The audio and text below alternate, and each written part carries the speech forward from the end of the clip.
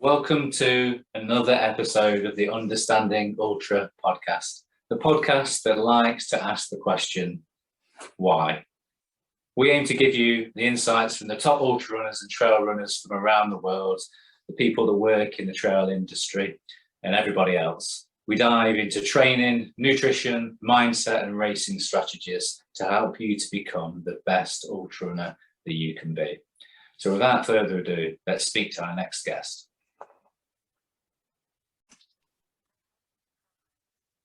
Okay, so welcome to Kate Allen. Hello. How are you doing? I'm good, thank you. Thank you for asking me to be on your podcast. All right, no problem. Welcome to the Understanding Ultra podcast. I got that right. Normally that's the bit that I forget. Somehow I forget my own podcast. So people may know you as I do, as Kate from Run Ultra.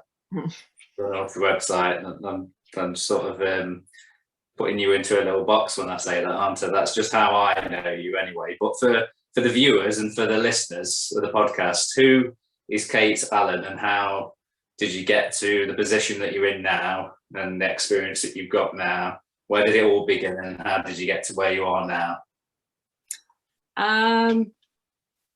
Actually, I had a Facebook memory yesterday.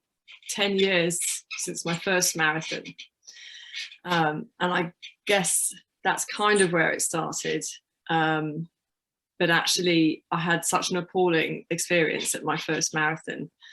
I think down to the training, you know, I used one of those sort of apps that train you, that never and I still think that they don't train you enough. They don't train the distance properly into you, but I had such an awful experience at this marathon, and Facebook actually suggested that I might like this new page called Stout Rally Path 100, which was a 100-kilometer ultra marathon, and to which my eyes, of course, popped out of my head. But because it ran right down the bottom of my road, I looked at it and I watched it with interest, and I read the blog of someone who ran it, the first one, and actually DNF'd, and his blog was so inspirational to me, and it sort of opened up the whole world of ultras to me. I thought, this sounds like so much more fun than killing myself over a marathon. This is, you know, walking is allowed, cake is allowed, and talking is allowed. So yeah, that's kind of what got me on the path. And I worked for Cotswold Outdoor at the time. I was a PA at the time, and looking for work, I came across a tweet from Run Ultra saying they were looking for a web administrator. This was a few years later. This was in 2017. And I thought, wow, what an awesome job that would be. And I got it. So I became the web admin and then sort of progressed to content manager in 2020. And editor in 2021. So yeah, that's kind of been my little progression and learning all the way through all those years, really. Yeah, it's amazing the attraction that ultras put to us when we're probably not as experienced as we probably should be, and suddenly we think it's a great idea to go and sign up for massive ultra when we've only just done a marathon, something like that. But that tends to be the mentality of ultra runners, isn't it? That we like to do things 100% and commit to things. And I think it's a different mentality as well. I think running the marathon, it exposed me to road running and the competitive side of it and the time-based side of things, which when I was 40, wasn't what drove me. I wanted the challenge, and I wanted to do it as well as I could. But, men training in the running club I was in at the time, training with men that shot off at 6-minute miles, didn't really appeal to me. Or it wasn't until the trail running side of things that you realize actually there's a slower side And it doesn't mean that you need to be any less competitive. It doesn't mean that you don't want to do as well as you can. It's just less in your face, I suppose. Yeah, it's less pressure as well, to knowing that. I think that's one of the things that puts people off going to a running club, and the fact that you feel intimidated by all these like great road runners and track runners that you get there, and you think, well, you know, there's just me bimbling along. How am I going to fit into that? Which is probably what kept me away from running clubs for the whole time I've been running. It's only in like during lockdown that I joined my local running club, Niclover Running Club. Shout out to Niclover Running Club if any of them are watching. So, doubt it. And I think ultra running's kind of, even though you do, there's quite a few ultra runners at my local running club, but I think we are a bit different, aren't we? Because I expected, when I first went to a running club, as an ultra runner, I expected everybody to go, oh, you're an ultra runner. Yeah, I do ultras as well. But I couldn't get over the fact that there were so many people that, even in a running club, they weren't really quite sure what an ultra was, even though they were in a running club. And it kind of baffled me to think that.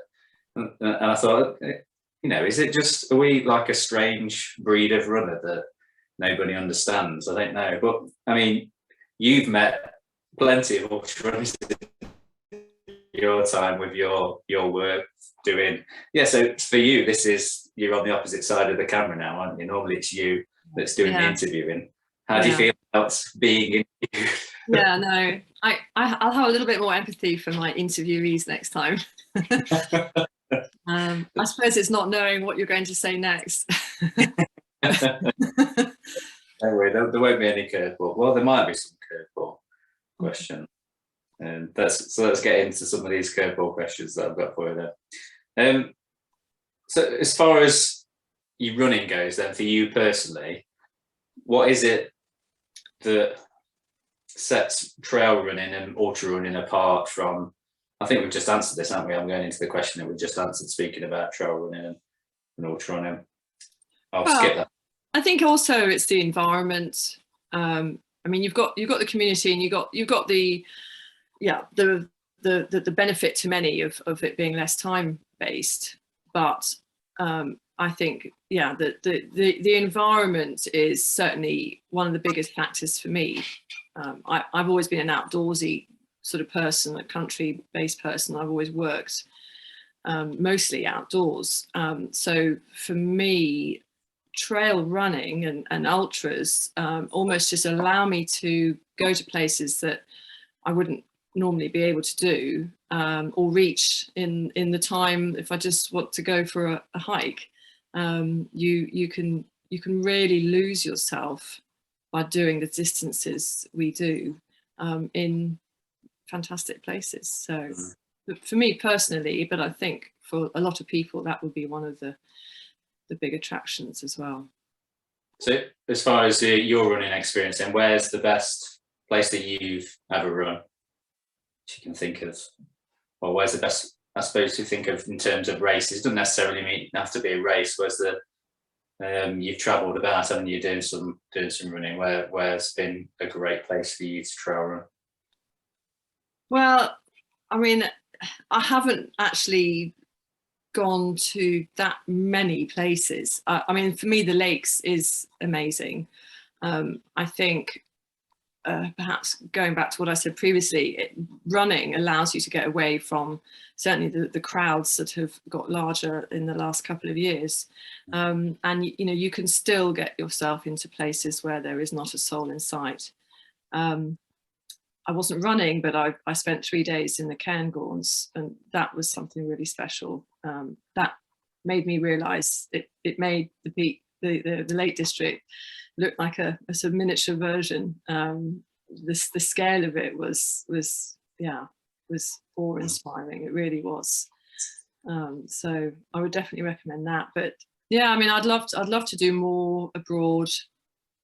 I've been to Chamonix a couple of times, but yeah, there's just so many places to go. And even this weekend just gone, I've just spent in a place called the Long Mynd, which is in Shropshire, just near the Welsh border. And it's not a very large area, but it's stunning. You know, we've got so much choice on our hands. We're very lucky.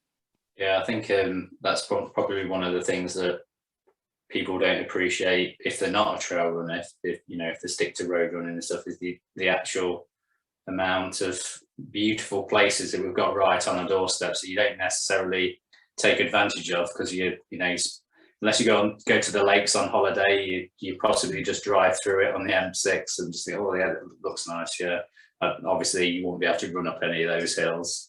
That's what you'd be thinking, but obviously you can. Run is a fashion anyway. Power hike, as we like to call it in ultra running, not walking. I think that was one of the things that was highlighted with the social runs that we've been doing. Obviously yourself, for people that don't know, listeners or viewers, I organise social runs in the Peak District, and that was one of the things that the comments that I got from people that had come for the first time is that they didn't even realise that these places existed, or that you could actually get to them on foot. They'd just seen pictures of places and thought, well, obviously you have to be a hardcore hiker to go there. You'd never be able to run there. And there we are running up it.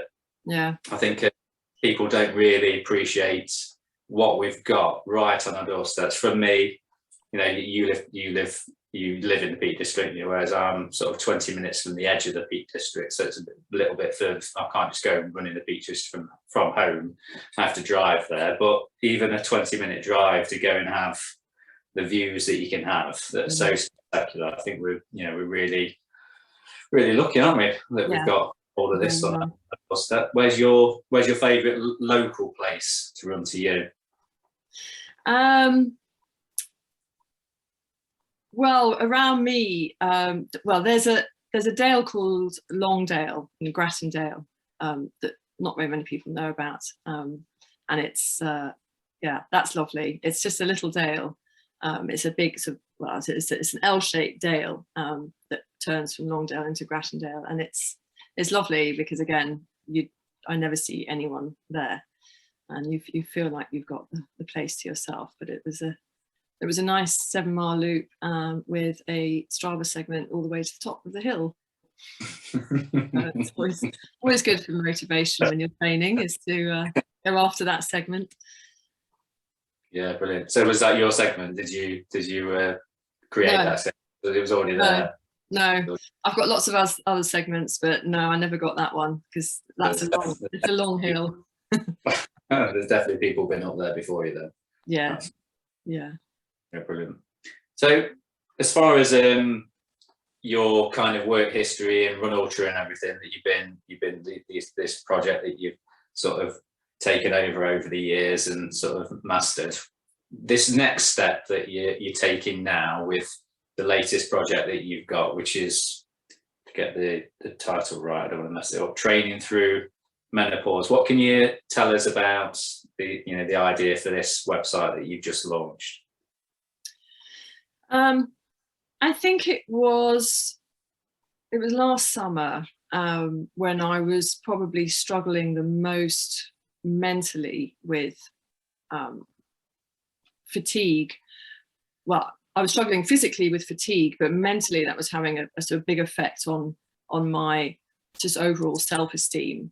And I finally reached out to a couple of women, Jude Palmer and Anna Troop, who talked to me and has spoken to me, and just talking to them helped me such a lot. And it helped to sort of readjust one's perspective when you think your world is crashing to a halt. Actually, do you know what? This is just a awful process you're going to go through, but you will go through it and you'll come out the other end, and then everything will be all right again. And it was just sort of talking to these lovely ladies that made me think, what other resources are out there. And I had a look, and there's just nothing. There's very little online. There's several Instagram accounts that you can follow that will give you training tips and advice and strength and that you can follow, but there was none that was just for support. And I think a problem shared is a problem halved. And if you're able to talk to other people and listen to other people's experiences, because there's so many, everyone is so unique, and it seems that very few people have any answers. In the medical profession, I think they're all groping slightly blindly as well. So I think just being able to talk and read other people's experiences, talk amongst ourselves and say, well, this worked for me, or how did you find that, or how did you get through that ultra, how did you manage to train, how did you get any consistency in. I think it is just a support network that I'm trying to provide. So is this something that you're allowing other people to massively contribute to, or are you sort of curating everything and keeping it to you're keeping it to yourself, or is this sort of a public domain thing that you're trying to encourage? No, yeah, this is for anyone. I've asked women that I've come across, I've asked them if they will write an article. But anyone, I'm putting out there, if anyone would like to share their experiences, and it doesn't matter if they've sailed through it with no problems at all, or if they've had just one problem or huge problems. I just think someone else might empathize with what they've gone through, and then just know that they're not alone, and she got through it, and there is an end to it. So do you think this is a way of helping people by raising awareness of it?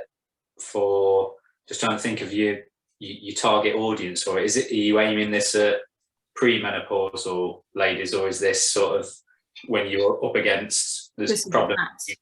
It's at menopausal women, but I think anyone can read it. I mean, obviously, it's a conversation that needs to be aired a bit more, and I think whether you're a younger woman or a partner of a woman going through it, just reading what we've all got to say about it might help A, prepare you, or B, help you understand, or any of these things. It's just something I think needs to be talked about and aired and shared. Really, that's and I just think it can only help people. Do you think there's a bit of is it a bit of a taboo subject among women as well as, I mean, for me, for a middle-aged white male to be asking questions about this, at one time I would have viewed this as kind of like a taboo subject for me to be speaking about, but at the time that I've been coaching women as well, obviously I've started to ask questions and to piece things together for myself, and I feel like there's nothing really that bothers me about talking about men's problems and women's problems, things that we face, because as a coach, that's what I'll be coming up against myself. I've got to ask those questions. So as far as for men in general, not saying just as me as a coach, but for men in general, how do you think the website would help, say, the partner of somebody going through menopause? I would imagine it might allow them to see how difficult it is. I mean, it is based on training for endurance events, because that's sort of one of the really hard things, is to be able to train to do something that we love doing, and it's such a physical feat that we do by running ultras, and actually suddenly our bodies are letting us down through no fault of our own. We're used to being able to train harder, or go out there and do it more, or adapt our training to change it, to try and improve it, get a different coach. There's things you can do if something isn't right. Whereas when you're going through the menopause, you can't sort of force yourself through, make yourself work harder, because that doesn't work. It doesn't help. So I think, I mean, a partner would just help them understand what they're going through. And at the end of the day, all women want is a hug. It's just, you know what, just give us a hug and say, it's okay, don't worry. That's all men want as well, I think, actually, is a hug. Yeah. There we go. Group hug. A hug solves a lot of stuff. So what do you hope ultimately to achieve then with the website? Where do you see sort of blue sky thinking as far as the end result? How would you want to see it grow? I would love to see women going on there freely and chatting, and it becoming, as you say, less of a taboo subject. I would love to be able to provide more answers, whether it's through training or nutritional advice. At the moment I can only provide a bit of inspiration from other runners, but yeah, one day, as you say, in the perfect world, I'd love to be able to offer more, to help ladies sort of through this time, really, with the goal, at the end of it, you'll be back out there. I suppose if you're sort of crowdsourcing experience, you get in different people from different ladies with different backgrounds and expertise, and they're all giving their input, and eventually, you would build up this, network of people and information there that people can draw off and say, I've come into it this, and I'm struggling with this problem with my nutrition, and someone could say, yeah, this worked for me during this time, and recommend. Exactly.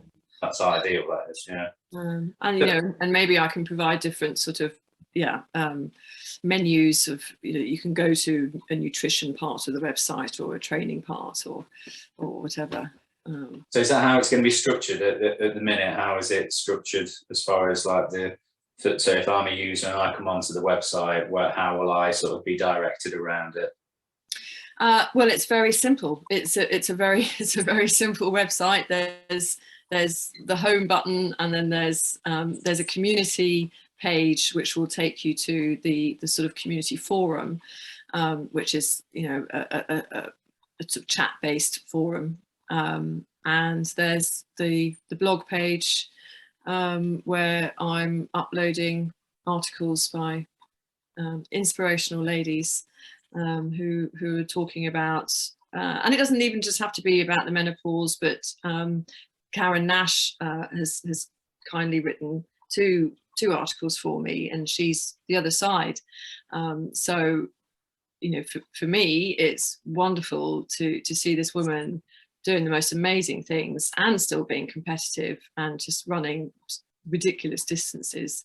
And it's like, okay, so there is life on the other side.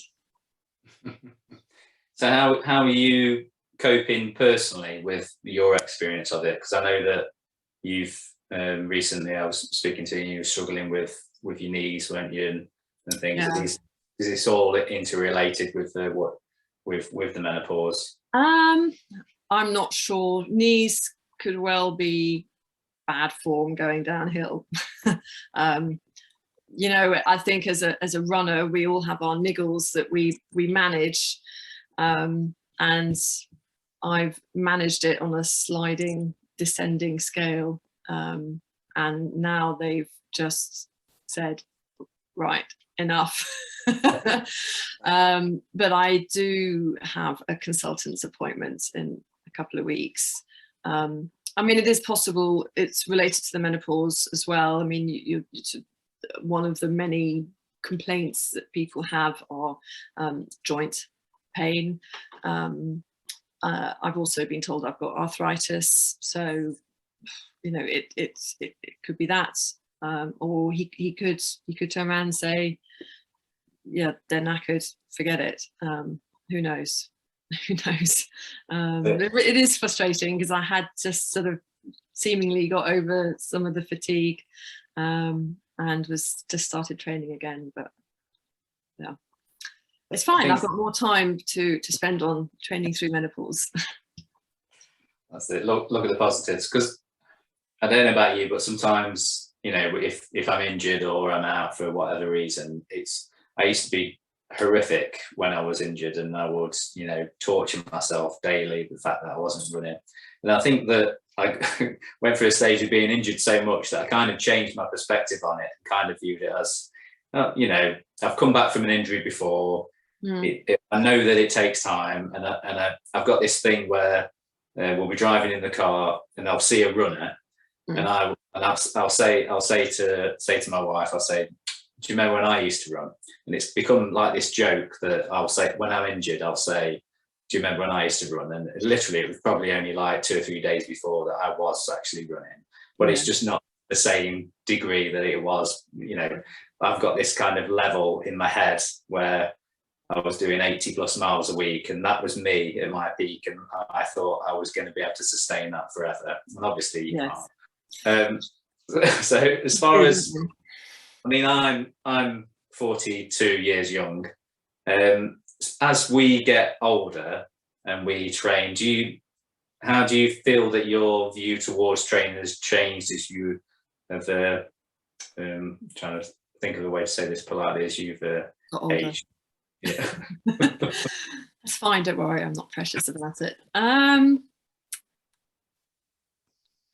mean, I would just say you need to listen to your body. I think there's always another day, there's always another race.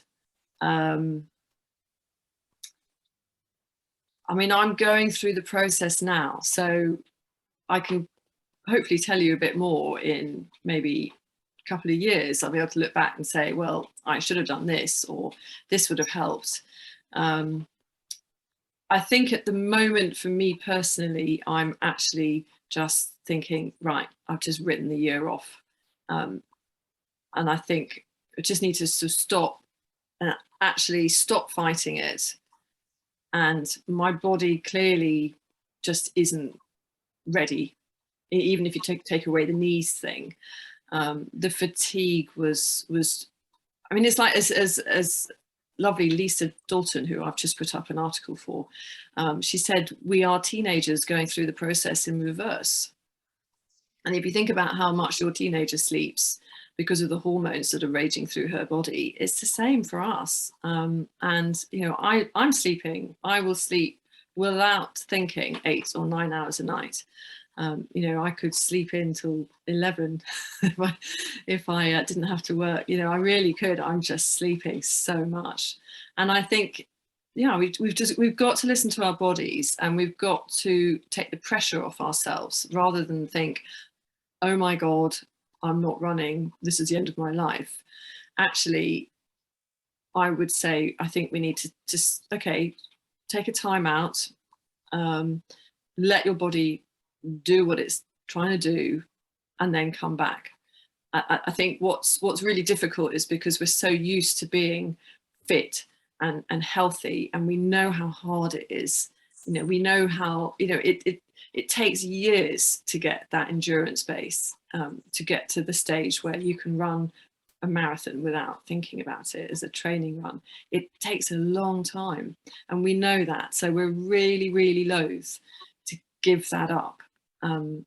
But actually, I think I feel a lot better now. I've just thought, right, do you know what? I'm just going to write the year off, let myself heal, get better. Hopefully, I won't be told I can't ever run again, but hopefully, and then just come back when I'm ready.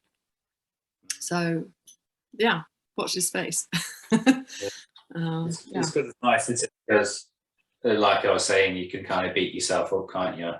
Like on a regular basis, thinking I was doing this, you know, this time last year. You have a look back at your Strava and your training miles, and you think, well, you know, this is what I was doing this time last year, and I'm not even a quarter of that now. But I suppose as we get older, we get a bit wiser, don't we, as well, and we get more experienced. And like you say, years and years of endurance training doesn't just go away overnight either. The fact that, you know, you've put miles and miles in, hours and hours of training over the years, and you give your body a bit of a rest, the muscle memory works for that as well, that you can find yourself popping back into running a marathon just as a training run within a short amount of time. Whereas for somebody else starting from scratch, it can take them years to get to that point. Yeah, it's interesting. And perhaps it's something to look forward to when you can do it without it being a sort of slog. Feeling like you're sort of flogging yourself. And I think another fear is that, I'm being lazy. Actually, no, you're not. No. I wanted to ask you about your volunteering, because obviously, if you're injured or you're not running as much, you've got more time to go and volunteer at races. And I know that the races I've been to, I've just seen you. I've been literally just about to set off at a race, and you've been there, Sam, and then we've had a chat, and I didn't even realise you were there at the race. What do you get out of volunteering for big ultras around up and down the country? I get to wave people off going off to do a silly distance when I know they're going to get be in pain, sweaty, hurt, starving, and I go and sit in my lovely camper van having a cup of tea while I'm waiting for the next checkpoint. No, I love again, I suppose it's a cliche, but it's down to the community. I love I've always loved helping people. Actually, I enjoy helping someone do something that they're struggling or finding difficult to do, and it's a great way to give back, if you like, and to meet people that think the same way as you do. And I'm also fascinated from a professional point of view as to how event directors run their events. There's many different ways that it's done. So I'm always interested to see how events are put on, because it's a huge logistical nightmare for people, regardless of the size of race. And you think about Stu Westfield's Pennine Bridleway recently, 270 kilometers. They had 100 hours. So what's that? Six days.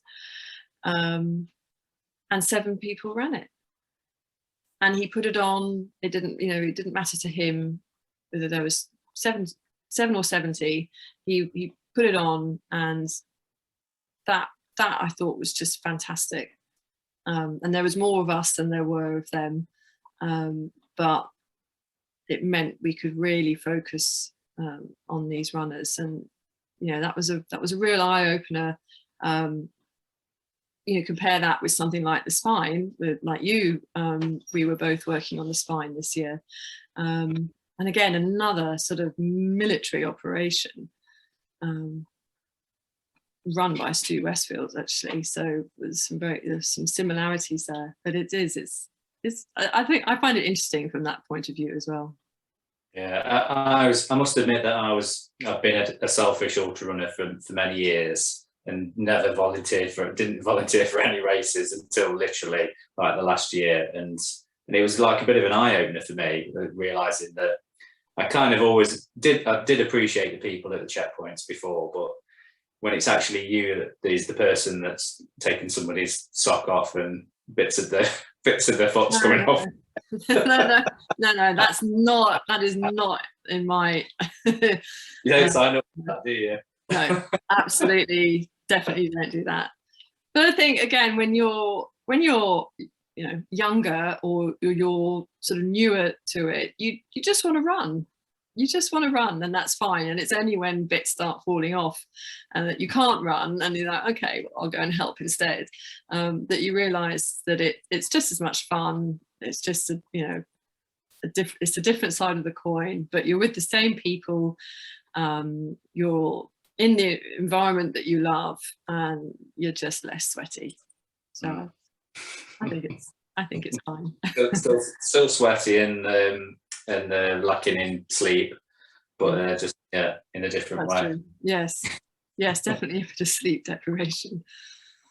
So this curiosity you've got in the race organisation and how races are put on, would there ever be a time when you fancied being a race director yourself? I would love to, actually. Yeah, I would love to put a race on. A few years ago, when I lived down south in Suffolk, there was a route I used to do that I thought this would make a lovely little trail run, like a trail marathon. No, I would do. I think being in the Peak District, I would, yeah, I wouldn't venture to do it here. Too much bureaucracy, I imagine, with the national park. And there's lots of races already going over iconic hills and trails. So, but maybe somewhere else one day. Yeah, I like the idea of it. What would it be then? What distance would it be, or would it be all distances? Or Well, I quite like the idea of doing a backyard ultra, actually, because logistically it's a lot easier from the event director's perspective. And I think you'd get a really interesting range of people. It was something that was on my radar to have a go at. That's still on my to-do list. Yeah, it's on mine as well. It's an interest. I love the concept, and I wouldn't do one of these, a 6-hour backyard ultra or 12-hour backyard ultra. To me, a backyard ultra is truly To the death. To the death. Yeah, it's got to be to the death, because that's part of the attraction. How far can you go? And I did think, I wonder, how much elevation can you get in a backyard ultra before you truly break people? I haven't done any research, but yeah, I think it'll be quite interesting. Where's that sweet spot between giving people some in that 4.17 miles? How much elevation can you get away with before actually you get people just not getting beyond 20 laps or whatever? It's kind of the race of truth, isn't it, for ultra runners? Because you kind of spend, I know for me, I have a bit of a comfort zone where it takes me a while before I kind of move on in distances and try something harder, because I always kind of stay within a little bit of a buffer. But something like a backyard ultra is literally you run until you drop, don't you? So it's ultimately going to find out so much more about yourself, because it's quite easy to run a 50k or a 50 mile or 100 miler and get through it and think, oh, that was horrendously hard. But it's not the same as literally crawling on your hands and knees until you can't go anymore, is it? Well, it's the mental aspect, not only of sort of making yourself continue without an end in sight, but also for me personally, it would be doing the loops that would do my head in. I would, yeah, that would be my mental challenge, is just going round and round in circles and seeing the same things every time. I'd have to come up with some. A track ultra is not. No. No. No. And this is where I think maybe being a faster runner helps. Not obviously with the backyard, because that wouldn't make any difference, but with the track, you'd get around it quicker, wouldn't you? Yeah, that's it. Brilliant. So as far as for yourself, as far as your future goals, then I know we've talked about you having this kind of layoff for the time being, but if this wasn't an issue, what you're going through now, what's your sort of bucket list race that you're aiming for, that you will do eventually, and no matter how long it takes you to get there, you've got that dead set that it's something you really want to do? Lakeland 100. I've failed 3 times now at a 100 miler. Lakeland 100 being my last attempt last year, but yeah, the sort of combination of fatigue and my knees meant I was timed out. And it's in a place that I love and know, so it's definitely something I want to to achieve, and I think more. I mean, that conversely, that is actually the opposite of the sort of normal sort of race that I like. The big fanfare isn't normally my cup of tea. It's the route that appeals to me more than anything. But yeah, the smaller races, I love supporting them. I love supporting the event organisers, and do some more abroad. Actually, there's so many races out there that we don't know about.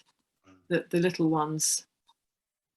I think so ticking off that 100-miler personally would then allow me to just sort of do whatever I wanted, safe in the knowledge that I've got that, so I don't need to prove myself anymore than anything else. But yeah, I think it's the smaller races I love doing, so looking out for those little ultras. But yeah, I think 50 kilometers is a nice distance. Yes, that's sweet spot into 50k. Yeah, although I think sorry, what were you going to say? Sorry, I was just going to say, actually, is the older I get, maybe the longer I need to go, because the slower I get. Well, that's what they say, that your endurance keeps going up. Your VO2 max might start going down, but your endurance keeps on climbing if you keep doing the work. So, I mean, going through the night more often than once, though. Yeah. Have you got any challenges that you'd like to sort of set yourself, as far as obviously we all had that issue when races were off during lockdown and everything.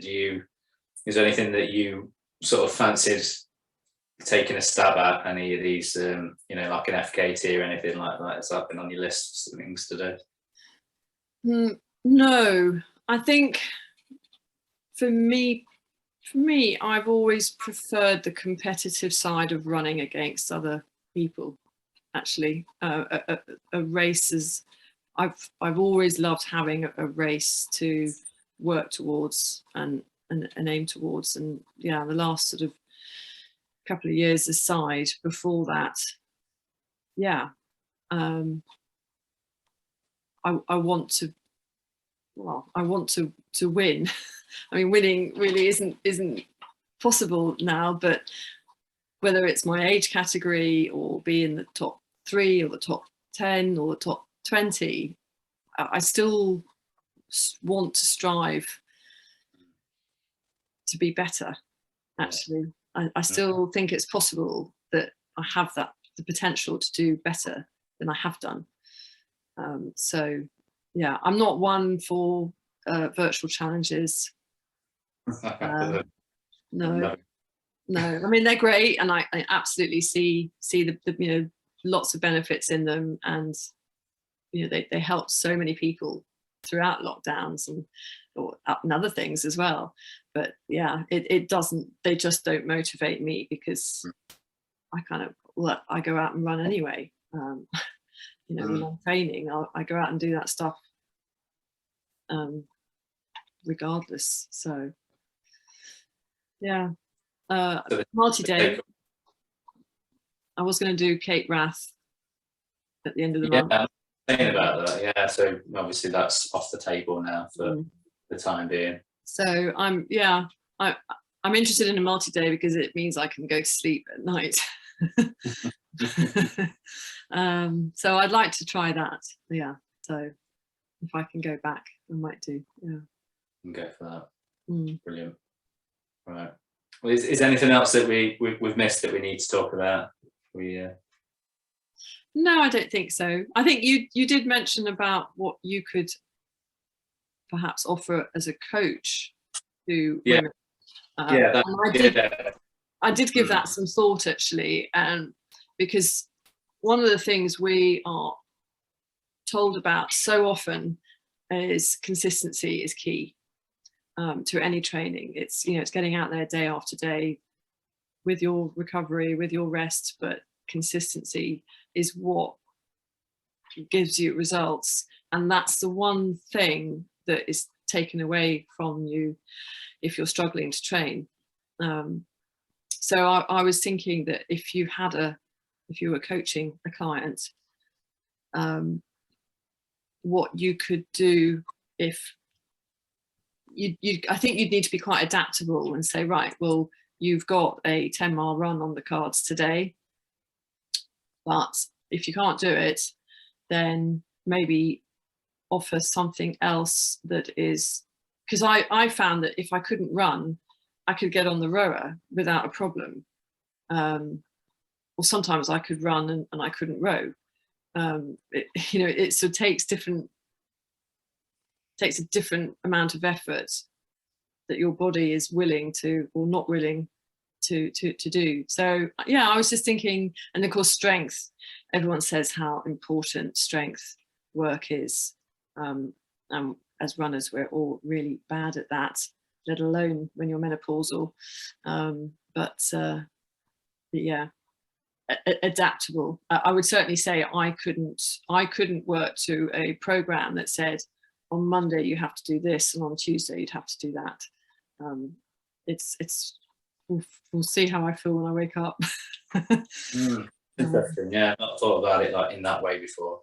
Which I suppose, I mean, one of the things that I sort of drill into the guys that I coach is that, you know, if they can't do a workout, if they can't do what's set for them, to just don't be keeping it to themselves and then saying afterwards, oh, I've not done it, I couldn't do it, I couldn't face it. Tell me straight away and we'll change something and move things around and adapt it. Because it's not, the thing with your body is your body only knows stress, doesn't it? It only knows stress.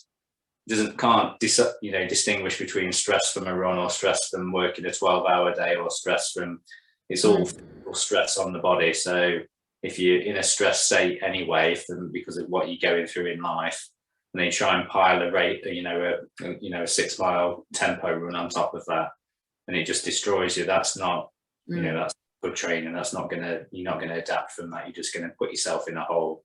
So I've always been of the sort of thought that I'd rather them have an extra recovery day than try and do a workout that they've been scheduled to do and feel bad about not doing, or try and do it and fit it in at another point in the week. I've always said, if it doesn't work and it really doesn't work that week, then just forget it. Just view it as a week where you've got slightly down mileage, and if that means that you can then have a better week the next week, then that's all the better for it, rather than trying to bury yourself in a program and stick to it, to the letter. Because life doesn't work out like that, does it? No. Even for the best of us that have got routines, and we haven't, we're not going through something like the menopause. Even at the best of times, life happens and life gets in the way. So you've got to be adaptable. So I suppose it's a good point to be, as a coach, that'd be something that I would have to be conscious of, not just occasionally during, like a training plan. It'd have to be something that I'd have to be on my toes with on a daily basis, making sure that my client was comfortable with what they were doing and knew what the ultimate goal was, rather than just worrying about the daily grind and getting done. I think sometimes there's been a few times when I've been given a coaching plan that says, you've got to do 10 miles on Monday, 5 miles on Tuesday, this, that, and the other on specific days. And although people have said, and if you can't do it, don't worry, we'll change it around. You've still got an element of, I didn't do it. My first coach was very sort of, he didn't give me a training plan at all. He said, okay, I want you to do a long run, a 10-mile tempo and a 6-mile interval, and the rest of the week just run however you want, easy running. And I really liked that, because it meant I could plan my week knowing what I was doing, especially when back in those days when I was a better runner, but also I had a younger child, so it allowed me to sort of work it in and around working and having a school run. So yeah, something like that might work quite well for a woman who's possibly more sensitive about feeling like she's failed at something, whereas you're actually giving her an option. But that's, you know, that worked for me. Yeah, no, it's good advice. Yeah, gladly take that on board. Yeah, it's good thinking. So as far as people getting in touch with you for contributing to the website, then what's the best thing for them to do? They can find me on Instagram at Training Through Menopause. They can find me online at trainingthroughmenopause.com, or they could email me at admin@trainingthroughmenopause.com. Training Through Menopause, basically, that's pretty much, I'm the only thing that will come up if you put Training Through Menopause. It kind of does what it says on the tin. Yeah, that's it. So it's easy. All roads.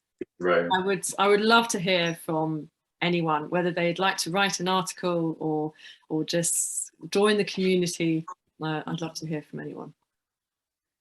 Yeah. Okay. Lovely. So that's an open invite to everybody to get involved with it. So, open invite, everyone. Brilliant. Well, thank you, Kate. I appreciate you coming on and speaking to us today, and hopefully we can, share a bit more information and, get rid of this taboo that surrounds menopause and being able to continue training to whatever degree we can do during that period, and then looking forward to future things. There's light at the other end of the tunnel for sure. Thank you very much, Sam. That's no problem. Thanks for coming on. Thank you. Thank you. Cheers. Bye.